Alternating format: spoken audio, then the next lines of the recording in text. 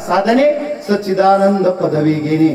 सच्चित आनंद ही पदवी आपल्याला याच देहानं मिळवायची. आता बाकीच्या डिग्र्या युनिव्हर्सिटीत गेल्यास मिळतात.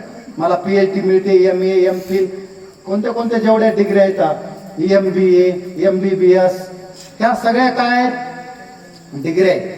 ही डिग्री तुम्हाला मिळते, पण सच्चिदानंद पदवी मात्र कुणालाही अवॉर्ड होत नाही.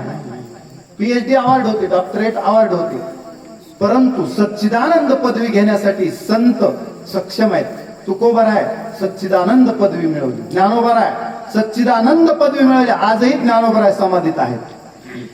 असा आपला विश्वास खरा आहे आणि तो खरा करून दाखवला. नाथांच्या कंठाला अजान वृक्षाची मुळी लागली होती.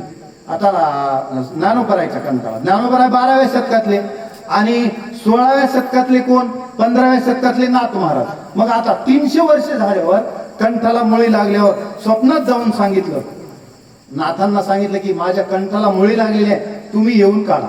आता समाधीची जागा सुद्धा त्यावेळेस आताच्या सारखी आळंदी नव्हती. नाथांनी समाधीचा शोध घेतला आणि त्यांना स्वप्नात सांगितलं होतं की सिद्धेश्वराच्या नंदीच्या जवळ एक विवर आहे, त्या विवरातून तुम्ही आत या, मी आणखीही समाधीस्थ आहे. ज्ञानोबरायांनी स्वप्नात सांगितल्याप्रमाणे नाथ महाराज गेले, कंठाची मुळी काढली. निमित्त होतं, सांगितलं की ज्ञानेश्वरीची प्रत